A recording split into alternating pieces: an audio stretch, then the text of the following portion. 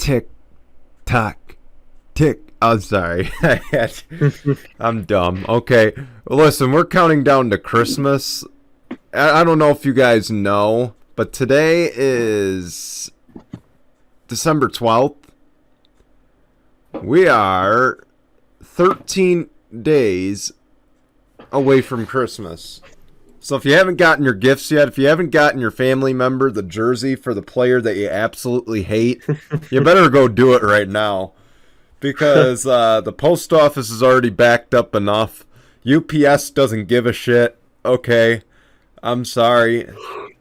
Oh, they certainly don't. Listen, neither does Amazon. The truth had to come out, okay? Nah, I'm just playing. Hello, guys. Welcome here to Tinkle Sports Talk. I do have a few jerseys coming in, by the way. You'll see them very soon, hopefully, here on the show. Maybe I got some gifts coming in. You never know. We'll find out, of course. We will have more shows coming soon. You'll see that. We do have a program alert at the end of the show. We won't talk about it right now.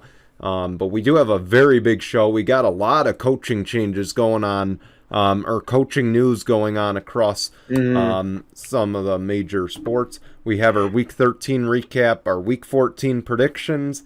We have a pretty decent tinkle on this, in which it depends on what angle you're looking at it from. Because if you're looking at it from 3 different angles, you get to ultimately decide what one gets the tinkle on this award for the week. So, a lot to talk about. By the way, rest in peace to Demaryius Thomas before we get going, and rest in peace to Al Unser Sr. Man, this week has been a terrible week in the week of sports in terms of losses. Yeah, that's sad. Demaryius Thomas, of course, the playoff hero. He put his name on the map as the playoff hero with Tim Tebow. Catching that 80-yard touchdown pass to open up overtime. Then he put his name on the map as Peyton Manning's top receiver all those years. I think the Mannings are doing a Manning cast. I'm not going to lie. I'm probably going to watch it just to see what Peyton has to say about his former teammate. So, apparently... Actually, I might call an audible on that tinkle on this, by the way, because I think I just thought of what I wanted to talk about. But we'll talk about it. You and I will talk about it during the break, but I'll let you say what you had to say. Sorry. No, I saw something that apparently Demaryius Thomas valued Peyton Manning's children as his own, which shows a real sign of respect. Yeah. Just shows you that, no matter, even if it's not your, blood family, he was still family, and that's in every sense of the word, because he was good buddies with Peyton Manning, which is great to hear. Let's put it this way too: Demaryius Thomas has lived a rough life. His mom was in prison for a good portion of his NFL career. I think she just got released. She might have gotten pardoned. I don't exactly remember what happened, what her story was. It was a big E60 story back like 5-7 years ago. But Demaryius Thomas's mom never got to watch him play because she was behind bars in prison or something. I'm pretty sure it was him. I'm going to have to look that up for clarification's sake. But needless to say, though, he's lived a rough life in that term. So rest in peace, Demaryius. And with that, let's actually get on with the big news for the week. Steve Kerr has been announced as the replacement for Greg Popovich as head coach of Team USA. During Popovich's tenure, he, of course, won gold in the 2020, technically the 2021 Olympics, of course, postponed due to COVID.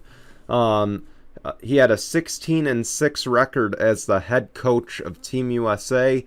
He was 7th in FIBA 2019, the worst finish ever by Team USA, and the first losses since well before Coach K's tenure. Jason, good decision, bad decision? What? Who had the 16-6 record? Was it Steve Kerr or Greg Popovich? Popovich. Kerr has never coached Team Honestly, USA. I think that Steve Kerr would be better than Greg Popovich in the sense that he knows how to play the basketball of today than compared to Yeah. Greg Popovich, who is a very old school coach. I mean, look at what Steve Kerr has done with the Warriors But look at this what year he had compared to at the the last Warriors. few. Look at what Oh, he I had know. with the Warriors. That. But yeah, I'll let you finish your point unless.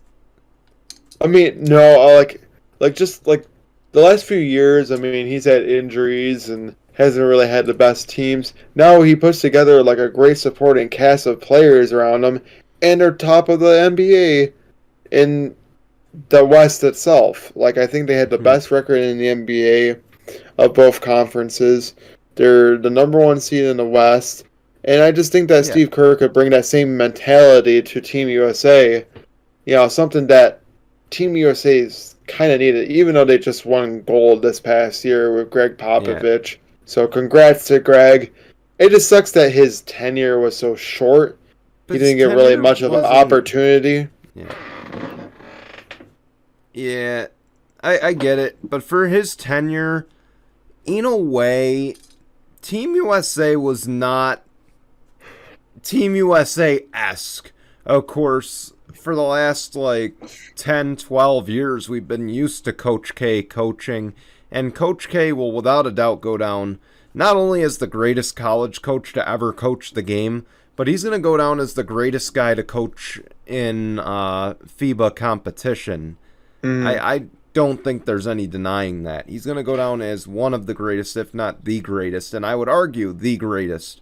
There's a reason that a college coach, not to mention Jim Boeheim was the assistant, but there was a reason for the fact that these two were the coach, and that's because FIBA translates more to college than it does to the NBA.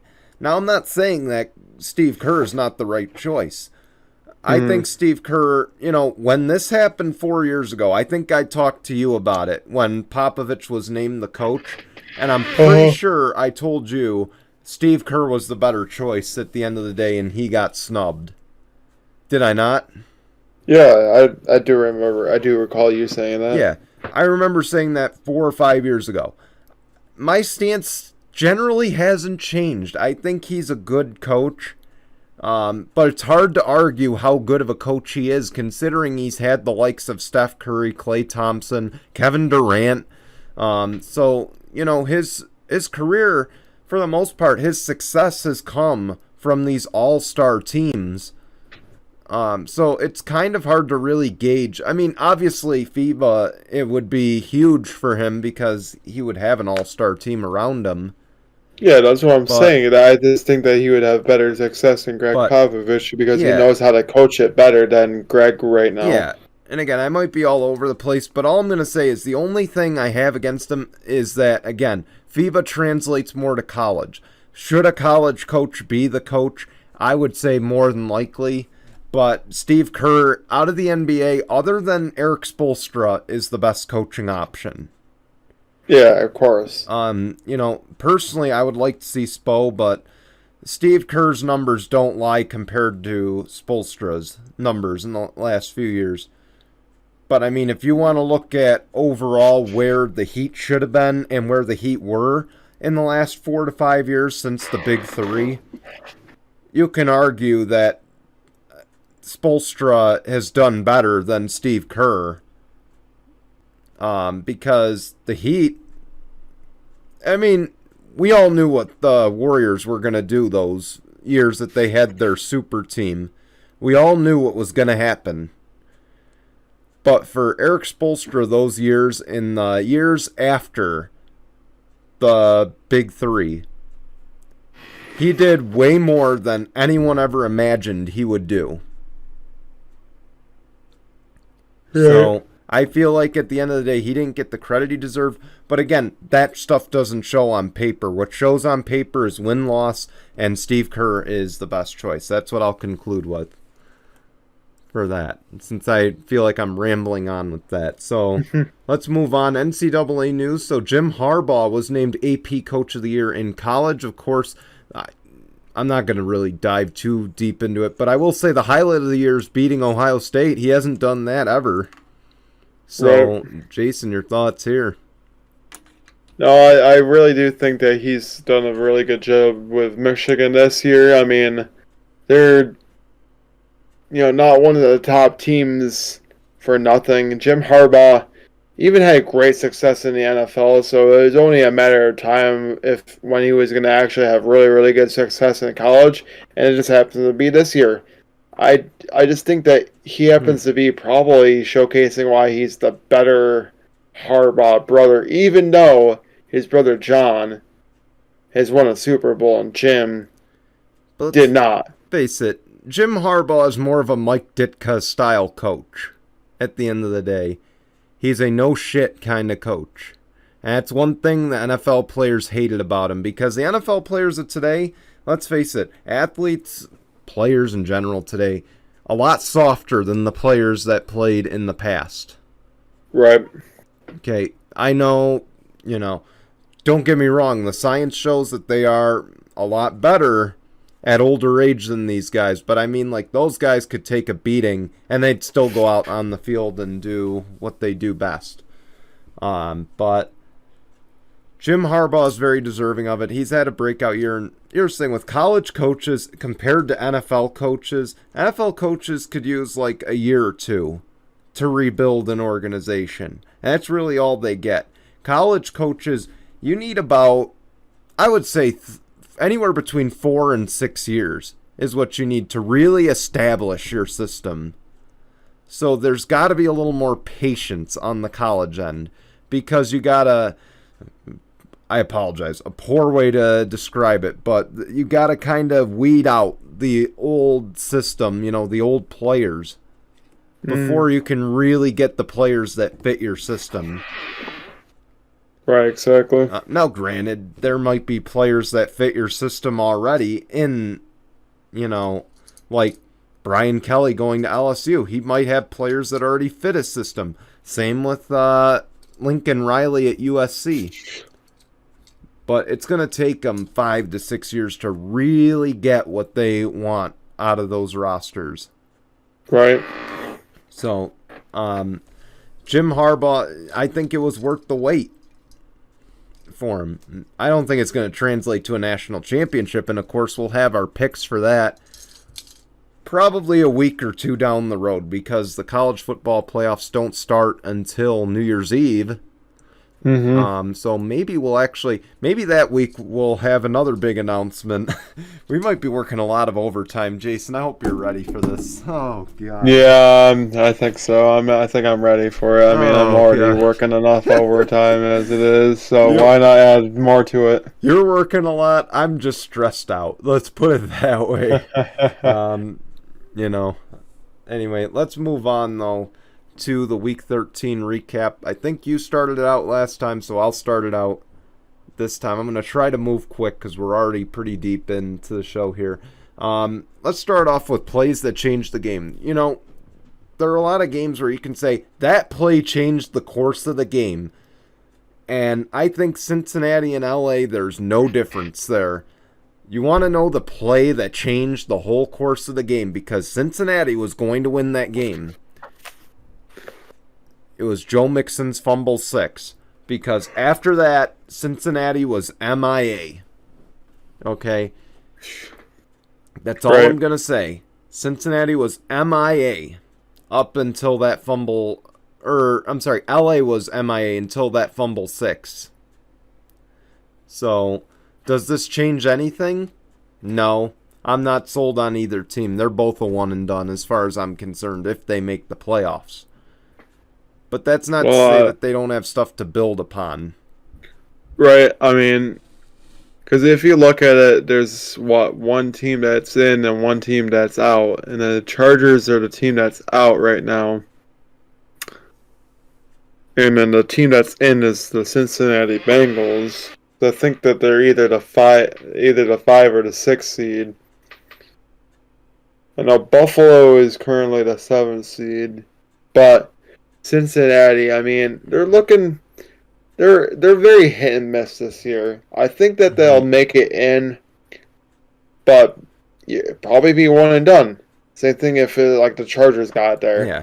But you're probably right. That was probably what changed the game was the Mixon's fumble 6.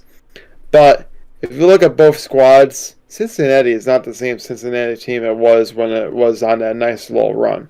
We'll see, but that's where Joe Burrow should have kept his mouth shut. I agree. He got way too cocky. Yeah. And you want to know what? He got shut up for that. Sit down, let your playing do the talking, okay? That's one thing Sean McDermott has done all his years of coaching the Buffalo Bills. He let his play do the talking, and you can probably agree with that. Yeah. And that this year, definitely not, but... Yeah. That translates to my second point, by the way. See, I told you, I'm going on a roll right now. The Bills, this is a bold take. Bills are one and done. They have done nothing to impress me the last few weeks. They're 3-4. 3-4 in the last 7. I just want to throw that out there. No, ever since their bye week, they have not been the same team at all. And it's very hard for me. It's very hard for me to say that as a Bills fan. Like, what the hell was so different between last year and this year? Yeah. The only big difference is, you didn't have fans. But the offense was about the same as it was last year. You didn't have Dawson Knox be the kind of star that he is this year. And then you bring in Emmanuel Sanders. Last year, you had Gabriel Davis, who was an emerging, first-year player. Then you had Cole Beasley and Stephon Diggs. That's basically the same kind of roster you have this year. That's why I'm like, what is so different this year? Is it because people are finally understanding that the Buffalo Bills are more pass-heavy than run? Is that the reason why? Like, I just want to know what the hell is so different about this Bills team, because they didn't change anything from last year into this year whatsoever. Could that be the problem? Could that be the problem, that they haven't changed anything? That could be a big problem. Okay. That could also be on the offensive coordinator himself, too. And let me tell you, when we were sitting here talking about who the Chargers should hire as their head coach, because by then our show was well off and going, I remember I was telling you I don't want Brian Daboll. And this is exactly why I don't want him. Okay? But I'm going to tell you something else. This game put a dent in Leslie Frazier's chances of getting a head coaching gig. Flat out put a dent in it. I wouldn't even really put the blame on him because, I mean... No. But here's why. Okay? He kept overthinking it. The Patriots had a simple game plan that whole game. They said, we're just going to run the ball. We don't trust the wind. We don't trust our rookie quarterback. We're just going to run the ball. And Buffalo, every single time, was sitting there thinking, they can't be running it this time. They've got to be passing it. Let's keep the safeties back. Straight up, they overthought too much because Bill Belichick is one of the most surprising coaches in the league. And it bit him. This is where I'll add my last little point onto what you had to say there. Yeah. If I was the defensive coordinator in that position, and I knew, okay, they're just going to run it up, you got to add an extra beefy defensive tackle in there. Put as many guys on the line of scrimmage as you can. Yeah. If it means you take out a linebacker, you take out a linebacker. See, you should have gone all-out blitz a little more in that game than you should have gone with. That's all I'm going to say. I think it's because Sean McDermott, because sometimes even when you go all-out blitz, you can still get burned by the running back. Yeah. I'm just saying that you should have had more defensive tackles.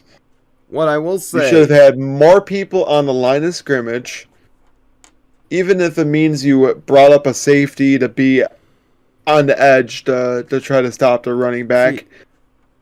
The one thing that I thought was correct in Leslie Frazier's play calling as the defensive coordinator is when Matt Milano came up the middle and stopped the running backs 2 plays in a row. Yeah. Where the hell was that the whole damn game? Yeah. But can I also say, though, this is that why, look, we all know Bill Belichick is a fox, okay? He is a fox. He is as sly as they come. He could sit there and be generic, just like he was in that game, and just say, we're just going to run the ball. No tricks, no strings attached. We're just going to run the ball. And Sean McDermott bought it. He said, okay, what's Bill thinking over there? And instead of thinking what Bill's thinking, he should have just said, fuck it. We know they're going to run it up the middle. Plug the damn middle.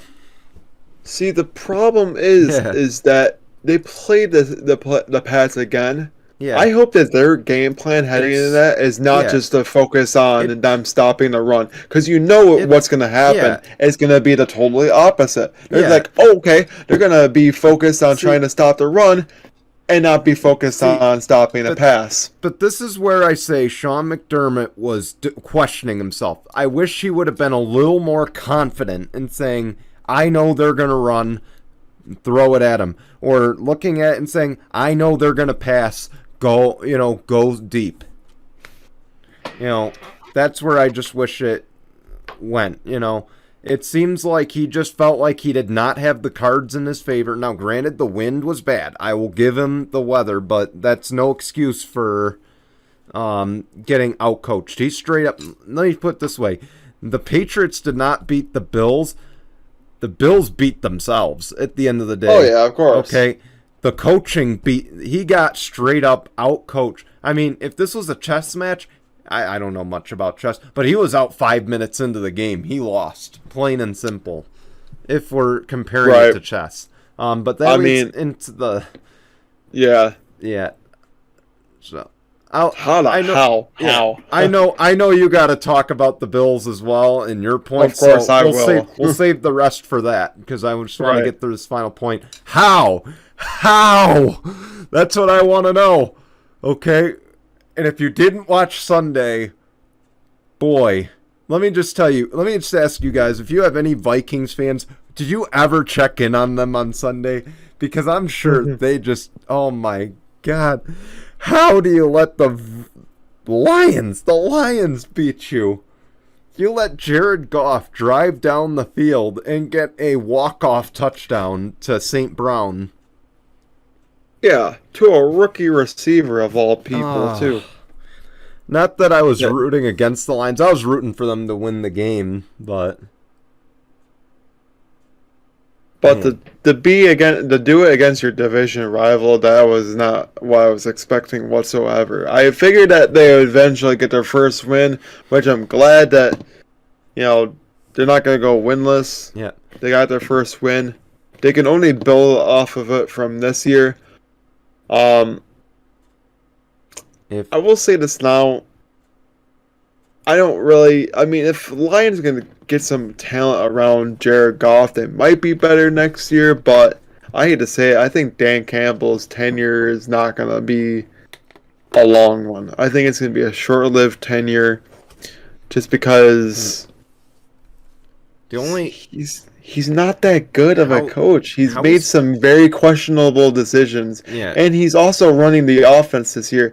That should running right now, and that should kind of put some blame on him too. Is that he's not executing the right kind of play calling? Yeah, and I hate to say, there's a lot of guys that are out there that you thought, okay, they're all right play callers, and then they end up doing bad. But see, Dan Campbell was the aggressive coach. Kind of one of them. Well, Dan Campbell was the aggressive coach that the Lions needed. But he's no Jim Caldwell. They're still never gonna live down the fact that they fired a 9-7 coach, and a coach with the first winning record that they've had in years and years and years. So what I will say though is, if this game proved anything, Mike Zimmer should have been fired. Yeah, right then and there after the game. How do you have a quarterback that should arguably be in this MVP race and have a 6-6 record or whatever you have at this point, and on top of it lose to an 0-10-1 team? I know, and the thing is too is that they have like three of the best players on their team too. They have Delvin Cook, Justin Jefferson, and Thielen. They have too much talent to be hanging at 500. That simple. They have way too much talent around them. Right, and it's crazy to think about, but makes you wonder maybe if they had that kind of quarterback, they would be one of the top teams This is to just beat. this is just the show where this is honestly coaching Sunday at this point because everything we've related to so far has related to coaching. But with that, I'm going to turn it over to you for your takeaways.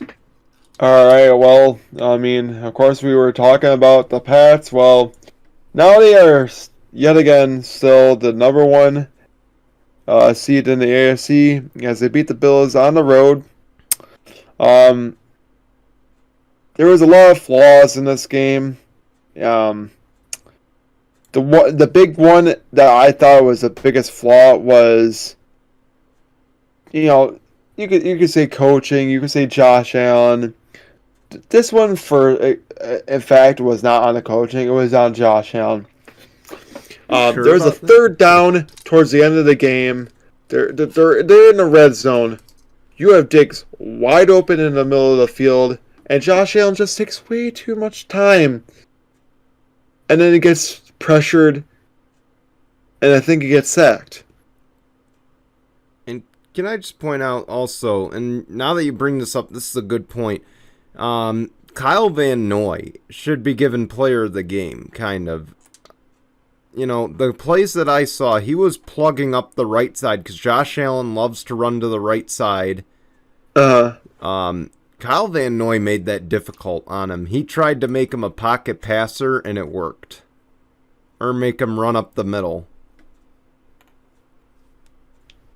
At least the plays I saw. I didn't watch much of the game. Well, yeah, no, you're right, because there was the one play where he plugged up the right side of the field, and he had to go to his left or up the middle and didn't get very much yardage. But then again, there was also some times where they were able to stop Van Noy, and then he was able to get like a 20-yard run. So I will say that if there was any drive that the Buffalo Bills looked really good was on that last drive. They got the nice throw and catch to Diggs to the left side. But the thing that pisses me off about this game is Josh Allen knew that he was better at throwing on his left side because the wind was on his side, throwing to the left compared to the right. If you knew that, why didn't you try to do some play calls where you send more guys to the left-hand side, or do some crossing patterns from like the right-hand side to the left-hand side? If you knew that the ball was better throwing it to the left, that's on Brian Dable. Yeah. That's also on Josh Allen, don't get me wrong, but it's also on Brian Dable for not executing the right plays, knowing that the wind was a big factor. Brian Dable deserves a lot of credit for the development of Josh Allen, but he's also going to be the downfall as the guy who made Josh Allen stall out instead of helping him continue to progress into this MVP that we all know he's capable of being. Yeah. So now it's at the point of, do we keep him? Do we let him go? That's the problem. You get rid of him. I don't know if there's anybody out there that screams top offensive coordinator. Could it be a guy really that you can promote? That's another thing. Because I guess you can from within. You could probably promote Ken Dorsey, the quarterback coach, to be the offensive coordinator. So I would say Kyle Shanahan, but we all know if Kyle Shanahan gets fired, he's getting another head coaching job. He is way too talented to not have a head coaching job, and I don't care what any 49er fan has to say about it. All right, so I guess I talked enough about the Pats and the Bills. Yeah. I'm going to talk about a certain player that has been having one hell of a year this year. Yeah. And I think he's in line to either be the offensive player of the year, if not the MVP, which is odd because there's not really a player that screams MVP this year, other than maybe like that 44-year-old Tampa Bay guy. Yeah, they're probably gonna give it to him. If there's any player that's been showcasing why he should be Offensive Player of the Year, it's Jonathan Taylor. Never thought you would hear his name being in that list of names, especially with Derrick Henry still being out there. Well, let's just say it's a blessing to Jonathan Taylor because Derrick Henry is currently hurt right now, and Jonathan Taylor has been able to take over this year. Should we just point out it's only his second year in the league? That's insane. If this is only his second year, we should be scared to see what he does beyond this because I assure you he has not hit the ceiling yet. I was about to say, if there's any coach that's able to do something offensively wise, it's Frank Reich. You know what's funny is I remember talking with our buddy Zach here, and the one thing he said is Frank Reich's not a good coach. Carson Wentz is not a good quarterback. Well, look at you now, okay? You're on a roll.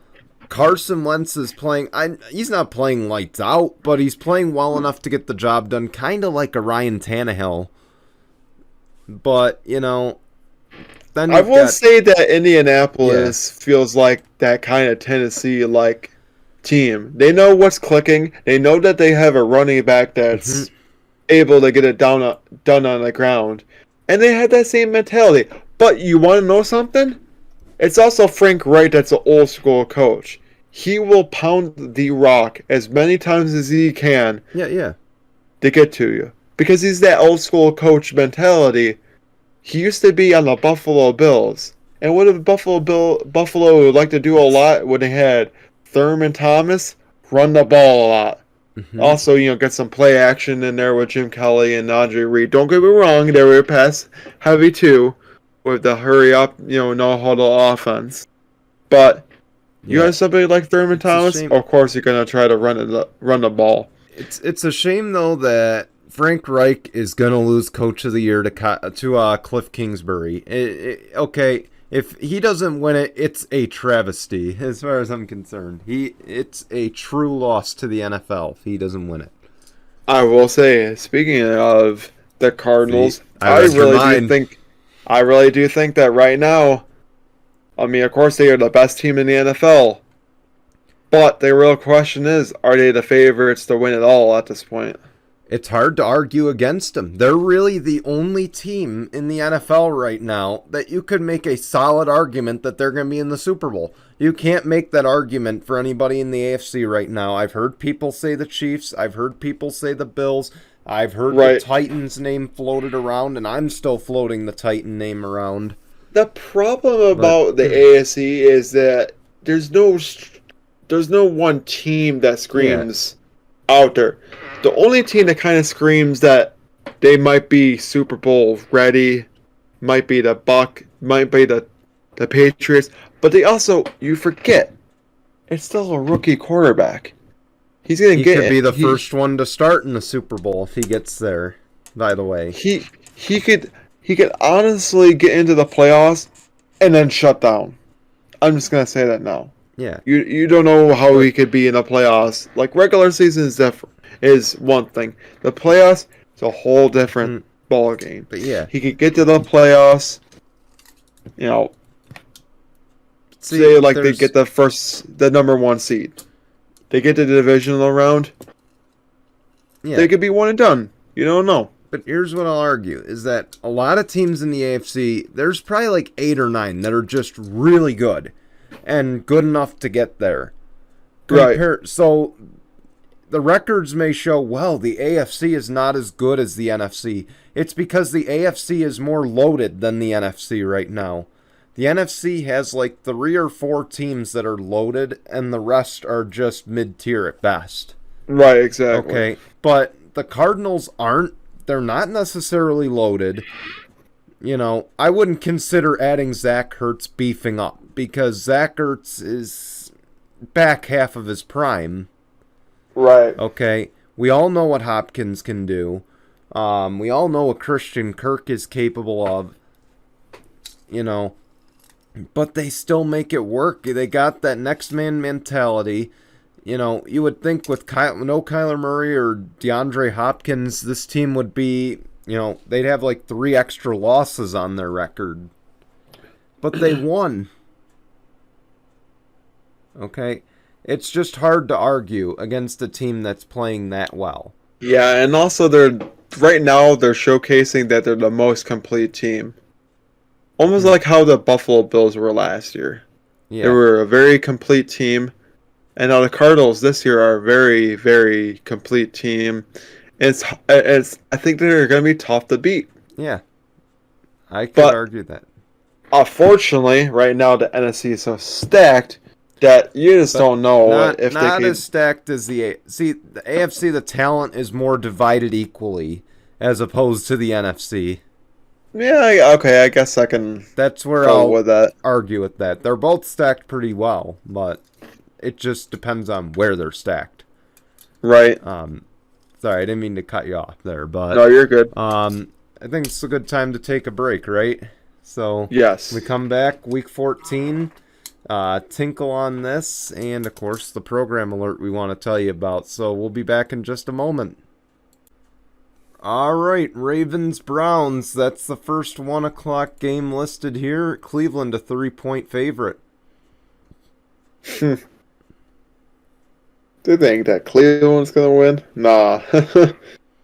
Baltimore.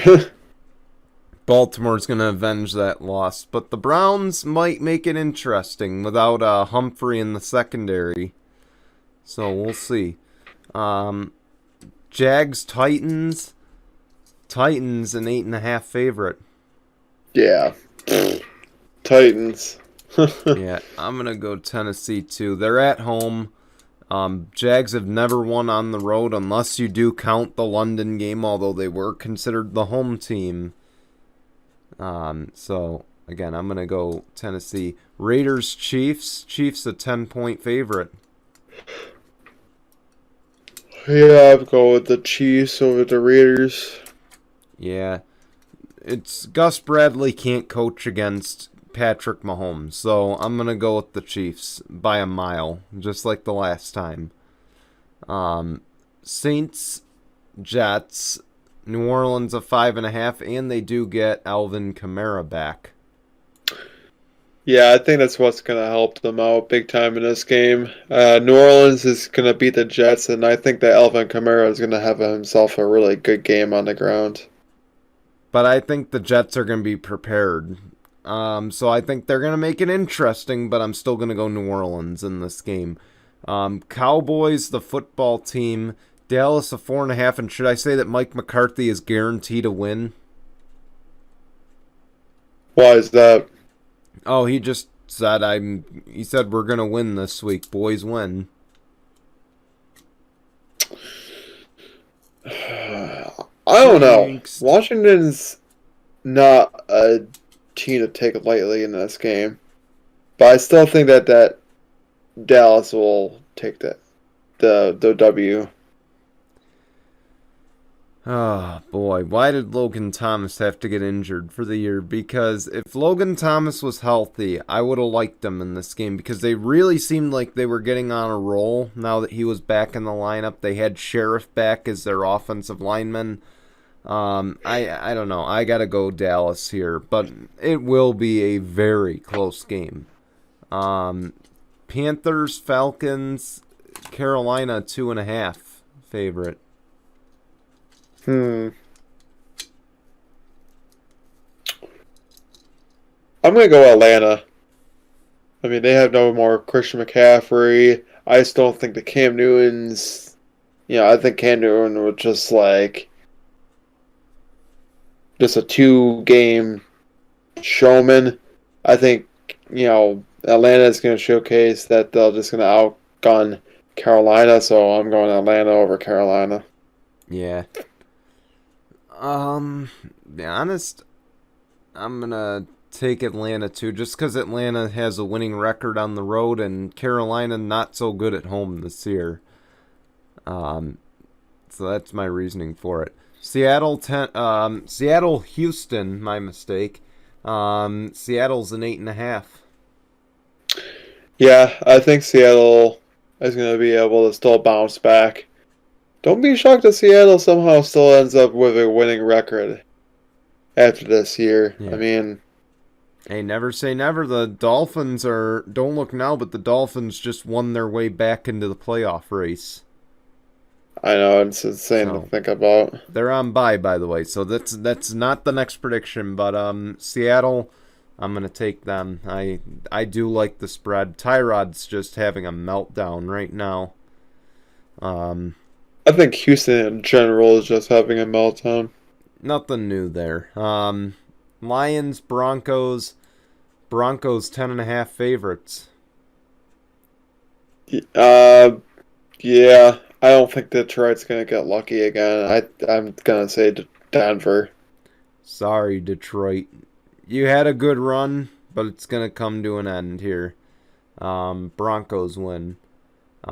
Chargers, Giants.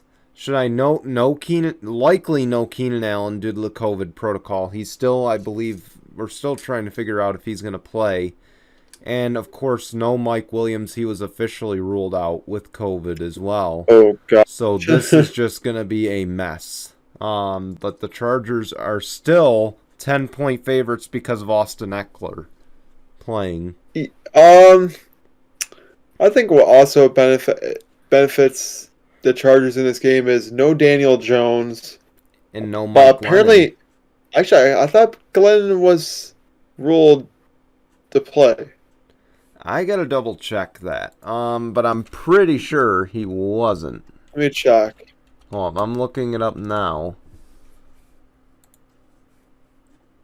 Nope. Yep, he's out of concussion protocol. He's gonna start. Yeah, that's why. Because I remember seeing something like that. Mm-hmm. Yeah, I could honestly. This one's a. I'm just gonna still go with the Chargers. I just think that Mike Glennon, against the Chargers defense, I just don't see that anything happening. I'm gonna say Chargers, but definitely not the spread that they thought that it was gonna be. I think it's gonna be a lot closer. No, spread's way too big. It's way too generous to LA. So I'm gonna say. I'm gonna say within 3. That's what I was gonna say. LA by 3. 49ers and Bengals. This could be, if not the game of the week, very close to it. San Fran a 1.5 favorite, and I believe Debo is expected to play.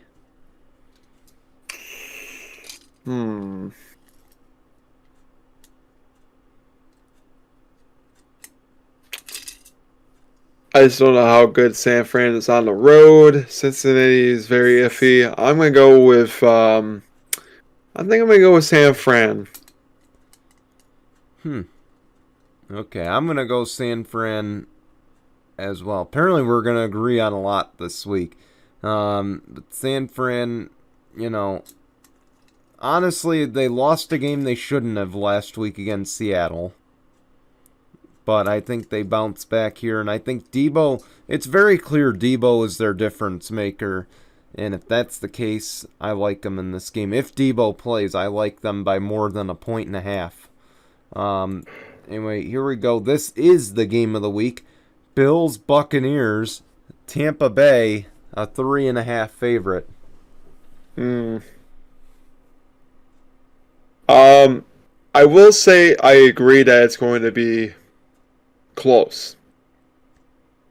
Buffalo is playing in warmer weather. Don't take Josh Allen too lightly in this game, because usually when he plays in warmer weather, that's usually when he typically has some pretty good games. But it's also Tampa Bay. They have a hell of a good offense. Their defense is nothing to take lightly. I'm going to go Tampa Bay. I think it's going to be within a touchdown. The Bills' biggest kryptonite this year has been the run game, and I've said it in my key points for the last few weeks. Leonard Fournette is having himself a year right now. It may not show yardage-wise, but he's having a good year right now. And I feel like if Tom Brady and his weapons aren't going to be the difference maker, Leonard Fournette is. I'm telling you, I wouldn't be shocked if this is a big deficit, like 10 points is what I think. But I'm going to go Tampa Bay. Plus, Tampa Bay's 5-0 at home. So, that's another reason. It's Buffalo's not got a lot on their favor right now. Afterwards, might, because the next 4 games after the fact is against some of the easier opponents, but still. Yeah. Anyway, of course, Green Bay and Chicago, right? Yeah, big rivalry. And by the way, Aaron Rodgers playing against the team he owns, he's got a 12.5 favorite. Yeah, Green Bay's gonna win big. Come on now. No disagreement here. No, at home, no losses in Lambeau this year. You can't go against Green Bay this year. Yeah, we agree. Well, not this year, but in this game, Green Bay is gonna win. I think big. Yeah, no disagreement there. Rams Cardinals. This could be the second game of the week right here. Arizona 2.5 favorite on Monday Night Football. Yeah. See, if this was the LA team that first was starting off the year, I would have chose differently. But even when these two teams played up against each other with LA doing so well, Arizona came out as the victors. And I think this and it wasn't even close. Should I just add that? 37-20, I believe, was the final score of that game. Yeah, and it's also Arizona's playing at home. So honestly, I really do think that Arizona is going to get the sweep on the Rams this year. Arizona just got a hot streak going on, and I think they're going to really ride it into the playoffs. So I'm taking Arizona, and don't be shocked if it's another big score for them. I'm sorry, please forgive me. I'm looking for my broomstick because I'm picking the Cardinals. But yeah, anyway, here we go. Thursday Night Football. This is the game. This is why we got to beat the Giants right here. Chiefs Chargers. Chiefs a 3-point favorite. More than likely we would get Keenan Allen back for that game. And Mike Williams, assuming neither of them play. It's probably too soon after a short week, but who knows. But this is the game you need them. I'm sorry. I think I'm going to go with the underdog team here. I'm going to go with the Chargers. You're going to go with the Chiefs sweep. I'm going to go with the Chiefs sweep, yes. Oh, man. I really, really want to lean in that direction, but my team has been way too inconsistent. I'm not going to lie. I don't like the fact of how we played the last few weeks compared to Kansas City. And something just tells me this is going to go the opposite direction. I'm going to pick the Chiefs here. I don't know. This is just the kind of game. I mean, here's the thing. This is the game. If they beat Patrick Mahomes, I think it shuts Mahomes up about Herbert because, of course, we all know he ran his mouth about Herbert earlier in the year. So this is a game they need to win, but I just don't see it happening. Right. All right, let's get on to Tinkle on this. Joe Buck was a guest this week on the Manning cast, or this past week rather, and he had Peyton Manning asked a simple question. In a blowout situation, would you consider having guests with you and Aikman to interview, kind of like we have in the Manning cast? First off, why would you ask that question? Peyton, okay, they're the rival network, but hey, it's alright. He's Peyton Manning. He's allowed to do whatever he wants. So, Joe Buck comes back with, we considered this before during your Super Bowl versus Seattle. And we all know how that Super Bowl went for Peyton Manning. Yeah, it was one of the worst ones he's ever played in. Man, oh man. I'm sorry, I had another good tinkle on this week. But this one, I'm sorry, it wasn't as good as this one. So, Peyton Manning, you just got burned. You're a Hall of Famer, and you just got burned by Joe Buck. Probably one of the most hated guys in sports. For that, Peyton Manning, tinkle on this, my friend. And you left yourself wide open for that.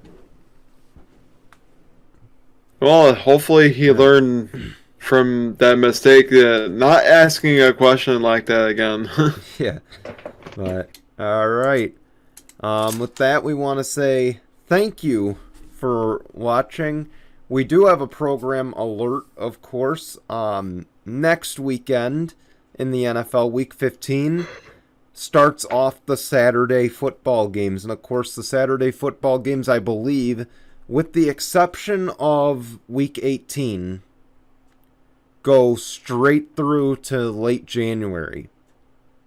Yeah, I think so. So because of that, of course, the week that they don't have Saturday games, we won't have this going on. But the weeks that there are Saturday games, we will. So starting next week, Jason and I are going to be working a little overtime. So we will be on Saturday mornings at 9 a.m. as well as Sundays.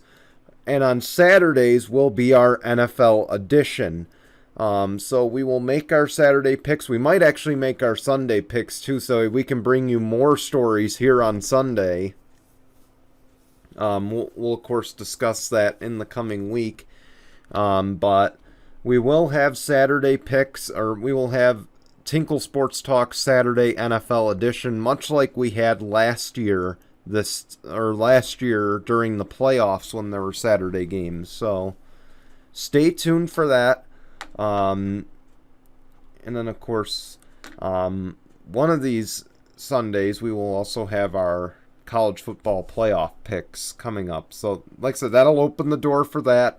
It'll open the door for more stories because, let's face it, we've missed a lot of good stories because the show has been like 90% football in the last few months. And rightfully so, because it is football season and football is the world's biggest sport. So, again, we'll be here next Sunday. It will be on YouTube only. So the audio listeners, unfortunately, you will have to look us up on YouTube. Just search Tinkle Sports and Entertainment. I'll actually probably put the link in the description of the audio version.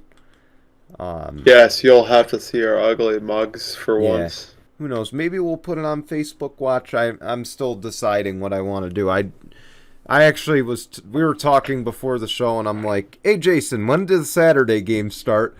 And he told me, oh, by the way, it's next week.